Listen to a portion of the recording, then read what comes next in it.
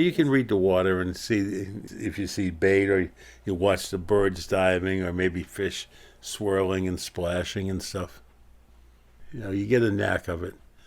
I tell people, when I'm teaching people how to fish, I says, whenever you're walking on the beach, take a deep breath. I said, if you smell watermelon, start casting. And they think I spent too much time in the sun without protection. But you smell watermelon, that's usually bluefish. And they think I'm crazy, but it happens. It's just the aroma of bluefish chewing up the bait, and the smell goes out and you can smell it. So describe reeling in huge. Well, what you do is you know what's big, because you can feel the weight, and the guy's shaking his head at you. So you just take your time and you just visualize what's out in front of you. Do I have rocks to my left? Do I have rocks to my right? Is there a jetty? Is there a lobster pot? Is there a conch pot or something out there?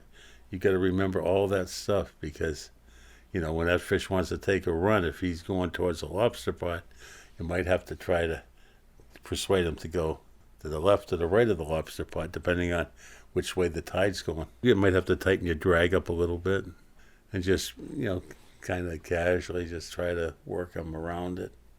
Well, I had one on for 45 minutes, and he broke my line up in a Quina one night.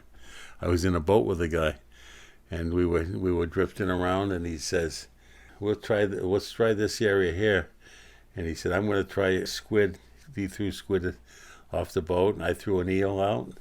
And I popped him a soda, and my rod went over. 46 minutes later, I watched as a rock was there, and the fish went straight around the rock. Bink. And you never know. It could have been, like my friend Charlie Cinto, 73 pounds. That was a world record at one time. So who would you consider some of the best fishermen around? Now? Yes. You got to start with a guy like Kip Bramhall, Whit Manor, but Whit's moved to Boston. But Whit was pretty good in his day. Janet Messinio, the taxidermist, she still goes out fishing. I fish with her a lot. And then you got Lev Lowatica, who won the Derby a few times. He's a real good fisherman.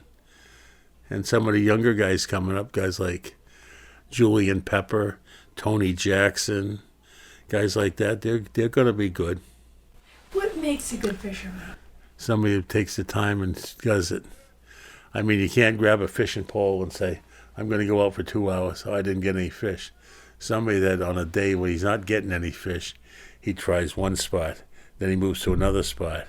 He might move to the third spot, might move to the fourth spot. Then he might say, I'll take a nap in my truck and then go here at sunrise or something like that. Somebody that will stay at it, even though they hadn't caught any fish for 2 hours or 3 hours. Try different things. And figure out the tide. Well, we got a west wind. Tide is rising at Gay Head or Quina. It's falling here. Where should I go? Should I go to Menemsha or should I go to the south side of Quina? It's just, it's just something you have to really think about.